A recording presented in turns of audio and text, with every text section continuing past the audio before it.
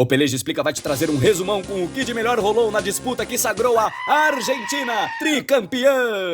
E nem adianta ficar impaciente, viu? Prometo que o vídeo dura menos tempo do que a seleção precisava aguentar na prorrogação pra passar da Croácia. Conecta o pendrive aí, minha editora. E faz tudo! O Peleja Explica especial Copa do Catar começa em 3, 2, 1. Estreia de Copa do Mundo. Vai soar o apito inicial do maior evento esportivo do planeta. A expectativa mundial é gigante. Vem jogaço aí, com certeza. Seleções tradicionais vão se enfrentar em um duelo absurdo. É sempre assim. Só que não. A Copa do Mundo começou daquele jeitão com Catar versus Equador, no mínimo randômico, que já deixou claro que a coisa não ia ser do jeito que a gente esperava. Um dos grandes assuntos da Copa foram as restrições das autoridades do Catar a qualquer manifestação em defesa dos direitos da população LGBTQIA+. Até apelido temático o mascote da Copa ganhou. Tapioca homofóbica. Que saudade do meu fuleco.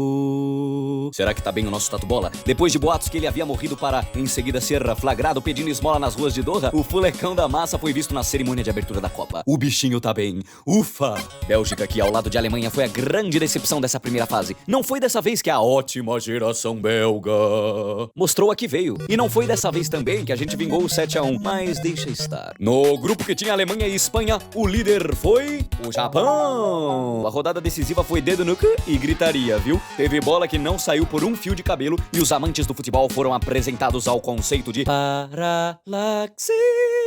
Momento Mundo de Big Man do Peleja Explica. A Luísa, minha dupla e editora do Peleja Explica, agora vai colocar uma trilha de programa de ciência e me deixar com ar de sabichão. A paralaxe é a diferença na aparente posição de um objeto em relação ao seu plano de fundo. O objeto aqui é a bola e o plano de fundo é a linha. Essa bola não saiu não, tá? Fim do momento Mundo de Big Man no Peleja Explica. A Argentina começou a Copa de freio de mão puxado e tomou um sacode da Arábia Saudita. 2-1 de virada, com direito a nocaute do jogador saudita pelo seu próprio goleiro. Ainda teve o vulcão Uchoa, que só entra em erupção futebolística a cada 4 anos, quando o México joga a Copa do Mundo. E o México, hein?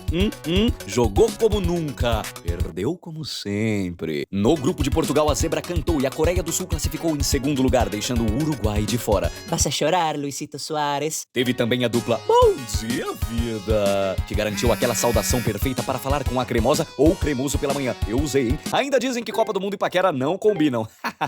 Marrocos bateu a Bélgica e a Tunísia passou o trator na França, dando aquele gostinho de vingança para esses dois países africanos colonizados por europeus. Teve até carro incendiado em Bruxelas. O nosso Brasilzão deitou o cabelo na primeira fase, com direito a golaço do Pombo e do Casemiro. No último jogo da primeira fase, um mistão da seleção contra Camarões. Aquela combinação maluca. A gente perdeu. Fim da fase de grupos. Entre uma garfada e outra no churrasco folheado a ouro do Salt Bay, o Brasil ganhou com sobras da Coreia do Sul. Foi aquele primeiro tempo dos sonhos. Dancinha do Paquetop, passinhos mil, felicidade total. Não deu para o K-pop na disputa com o nosso pancadão.